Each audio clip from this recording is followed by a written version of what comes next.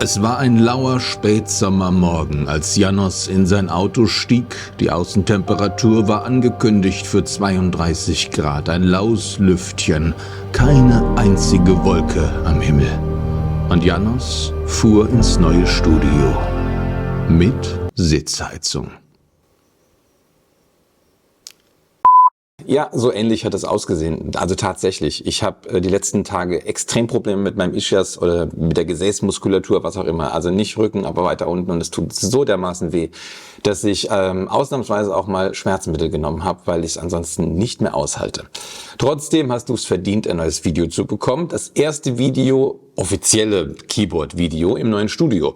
Und das heißt auch, dass ich ein kleines Giveaway mache. Wenn du wissen willst, was das ist alles und ja, wie du das gewinnen kannst, dann bleib dran und am Ende musst du wieder nämlich irgendwas Lustiges kommentieren, nehme ich an. Aber dazu später mehr. Ich habe noch einiges im Vorlauf. Ich habe es schon in den letzten Videos erwähnt, dass ich noch einige Keyboard-Sachen euch zeigen will, dir zeigen will, und wir fangen heute an. Wir fangen an mit der Monsgeek M1W, also die Akko Monsgeek M1W. Gasket Mount, aber wir haben, und das zeige ich euch gleich noch, nicht wirklich Flex. Also wir haben nichts, was jetzt irgendwie groß da hin und her flext oder sich hin und her bewegt. Das heißt, wir haben eher ein härteres Schreibgefühl im Vergleich zu so einer wild darum hüpfenden Q1 von Keychron. Nichtsdestotrotz ist das ein sehr, sehr interessantes Board. Die M1W, die M1 hatten wir schon mal im Video gehabt. Die M1W ist etwas, das so ein bisschen erinnert an die Q Pro Serie von Keychron. Nämlich ein volles Aluminium-Case und trotzdem, und das Lustige ist, ich sehe hier keinen offensichtlichen Sektorbereich, keine Ahnung was, wo da das Signal rauskommen könnte, aber es tut es irgendwie. Und zwar Bluetooth 5.0, sowohl das als auch 2,4 Gigahertz Funk, das zur Konnektivität. Das heißt, wir können uns entscheiden, ob wir den USB-C-Anschluss da hinten benutzen, um ein Kabel da reinzumachen, oder eben die Tastatur so einstellen, dass wir über Funk mit dem mitgelieferten Dongle das Ding verbinden. Das ist die stabilste Variante, wenn du kabellos bleiben willst, oder eben über Bluetooth. Bluetooth, jetzt muss ich selbst schauen, Bluetooth 5.0. Das heißt, nicht der allerneueste Bluetooth-Standard, aber durchaus etwas, was okay ist. Bluetooth 5.1 hätte den Vorteil, dass man mehrere Geräte gleichzeitig verbinden können. Das heißt, das geht hier nicht. Wir können hier nicht gleichzeitig, aber wir können bis zu 3 Profile hinterlegen, mit denen ich mich dann verbinden kann. Das ist ganz cool. Wir haben hier ein 75-prozentiges Layout, das heißt, wir haben 82 Tasten zur Verfügung. Wer mitgezählt hat, sollte darauf kommen, dass wir im ISO-Layout unterwegs sind. Das heißt, wir haben die große Enter-Taste, wir haben die Taste mehr auf der linken Seite für die eckigen Klammern. Die Software-Developer der Welt freuen sich, zumindest die mit deutschem Layout gerne unterwegs sind. Ich meine mich zu erinnern, dass ich anfangs gesagt habe, dass das Board Gasket-mounted ist. Das heißt, eigentlich sollte es ein wenig Flex/Bounce haben, und das tut es aber irgendwie gar nicht. Ich kann da in der Mitte so viel drücken, wie ich möchte, da passiert nichts. Am Rand so minimal, aber nur wenn ich wirklich ganz am Rand drücke, und jetzt ist auch gleichzeitig hier mein Spickzettel wild durch die Gegend geflogen und ich muss erstmal meine Maus anmachen, damit ich jetzt hier wieder hochscrollen kann. Mensch, wir haben eine Besonderheit. Nicht nur, dass sie kabellos ist und du siehst nicht wirklich, warum das so ist, sondern noch besser, ich habe am Anfang auch ganz wild gesucht, wo denn eigentlich dieser Knopf ist, um Wireless zu machen. Und dann brauchst erstmal die Anleitung, bis du dahinter kommst, dass hier hinter dem Caps Lock, ich mach's mal gerade raus, hinter dem Caps Lock ein kleiner Schalter ist. Und den kannst du nach oben, in die Mitte oder nach unten machen. Und je nachdem hast du dann entweder den Bluetooth Mac Modus, den Bluetooth Windows Modus oder eben den 2,4 Gigahertz Modus. Ich finde persönlich das ganz gut gelöst so, denn dann hast du keine unnötigen Tasten irgendwo, auch wenn es mir selbst so vorkommt. Ich will dann eigentlich immer wieder das Keyboard ausmachen, wenn ich in Bluetooth drin bin, um Batterie zu sparen. Ich habe das jetzt schon über 1,5 Wochen hier im Einsatz im Bluetooth-Modus und ich habe noch nicht einmal aufladen müssen. Insofern passt das alles. Ich bin zufrieden damit. Wir haben hier, und ich zeige euch das auch in der Nahaufnahme logischerweise, die Akko Piano Switches drauf. Und die begeistern mich wirklich richtig viel. Das ist ein linearer Switch. Ich zeige dir hier so ein paar Statistiken bzw. Zahlen, Daten, Fakten über diesen Switch. Der hört sich super an. Du brauchst den meiner Meinung nach nicht extra zu luben. Das wird vom Sound her nichts mehr groß verändern. Ich finde es richtig cool, was Akko hier mittlerweile für Switches raushaut. Ich mag die. Die bleiben hier auch drauf.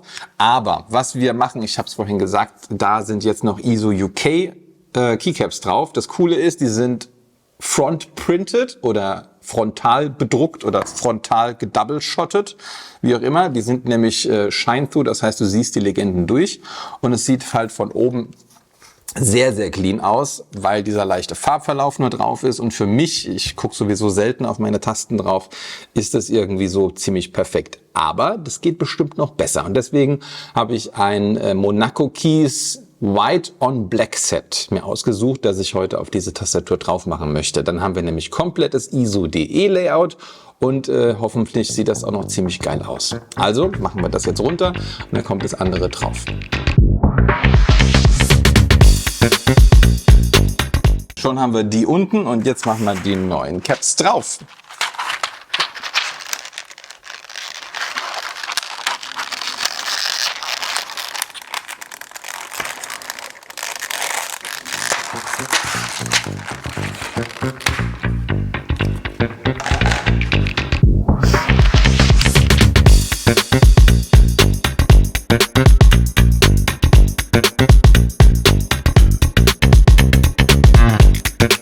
So, und schon sind die Keycaps da drauf. Die Keycaps kommen, wie vorhin schon gesagt, von Monaco Keys. Das ist jetzt ein Sherry-Profil-Set, weiße Legenden auf schwarzem Grund. Es gibt auch noch schwarze Legenden auf weißem Grund und beides in XDA oder im Sherry-Profil. Ich bin ja ein Liebhaber vom Sherry-Profil, weil so ein bisschen unterschiedliche Höhen einfach nicht schlecht sind. Ich mag das sehr.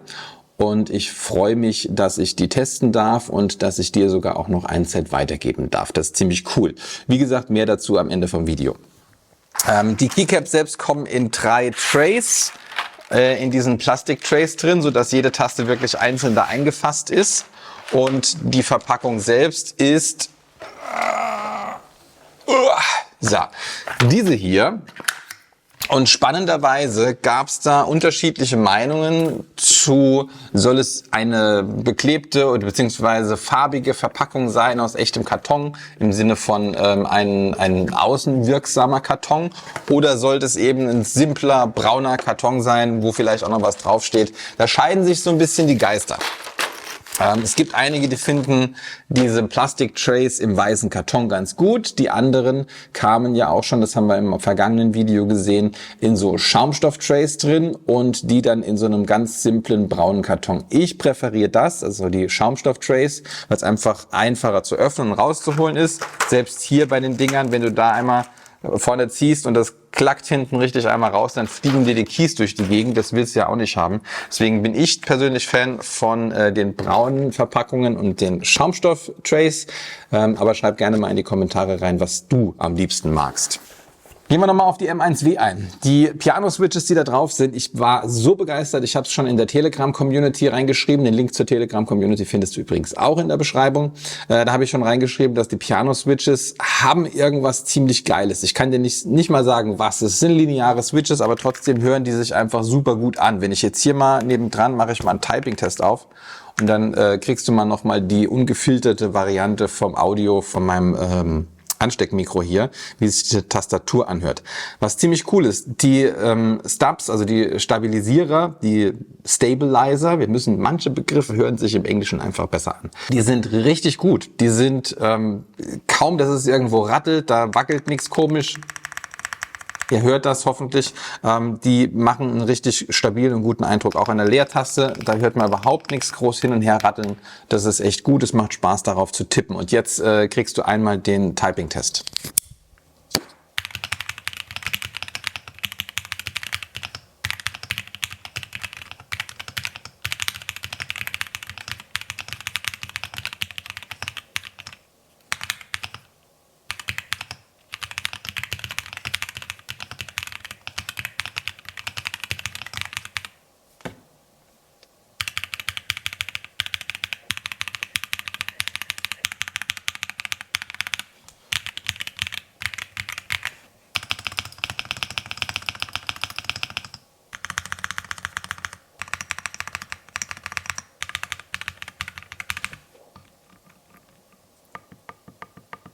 Also ich hoffe, du hast das genauso gehört, wie ich das hier empfinde. Super schöner, dumpfer Klang, die kommt schon gefühlt gemoddet zu dir. Ich habe da nicht mal das Gefühl, dass ich sie aufmachen müsste, auch wenn das natürlich geht. Du hast hier unten, wie gehabt, immer diese 6 Schrauben, die kannst du aufmachen und dann öffnet sich das Case. Du hast hier noch so ein paar Seitenteile drin, wo es sich natürlich für mich als 3D-Druck-Begeisterter auch anbietet, irgendwie eigene Inserts noch in verschiedenen Farben zu drucken. Aber so wie das hier drin ist, sieht das einfach top aus. Ich finde auch jetzt mit den schwarzen Tasten mit weißen Legenden, macht das einfach einen super edlen Eindruck. Du bist kabellos unterwegs, das Ding ist trotzdem richtig schwer. Wenn ich weiß, wie schwer, blende ich es dir hier oben noch ein. Macht einfach Spaß, auf dem Board zu tippen. Und wir sind kostenmäßig bei knappen 129 € Barebone, das heißt 129 € ohne Tasten, ohne Switches. Und für 20 € mehr bekommst du genau das Board, was du hier vorhin bei mir gesehen hast. Also ISO UK mit den Piano-Switches. Du kannst noch andere Switches aussuchen, aber die Piano-Switches, ganz ehrlich, ich finde die einfach super gut. Und dann kannst du das Ding benutzen. Und für 149 € ist es schon ein Schnapper, finde ich. Das kann man schon mal kaufen. Mehr brauche ich gar nicht mehr, glaube ich, dazu zu sagen. Ich freue mich, dass ich im neuen Studio bin. Ich freue mich, dass ich dir jetzt nochmal regelmäßig geile Videos machen kann, mir Updates geben kann. Es kommen jetzt nochmal Giveaways. Wir müssen jetzt nochmal gemeinsam da schauen, dass wir die Community weiter ausbreiten. Teilt das Video, wenn euch das gefällt. Liked das Video, kommentiert wie wild. Ich freue mich mega drauf. Als Schlüsselwort, nachdem ich suche für das Giveaway, solltest du etwas reinschreiben mit Untersetzer. Untersetzer, warum? Ich habe mir diesen tollen Untersetzer gedruckt für Monaco Keys. Und zwar hat er mir dann das Logo zugeschickt. Ich habe dafür einen Untersetzer gemacht, sodass ich passend, wenn ich die Monaco Keys drauf habe, eben einen Monaco Keys Untersetzer habe, wenn ich da mein Trinken oder mein Kaffee draufstelle. Ziemlich cool. Wenn du so einen eigenen Untersetzer haben willst, vielleicht auch mit einem eigenen Motiv, kannst du mir gerne schreiben. Ich habe eine 3D-Druckfarm, die ist im Moment noch kleiner, als sie eigentlich ist. Ich habe im Moment quasi 2.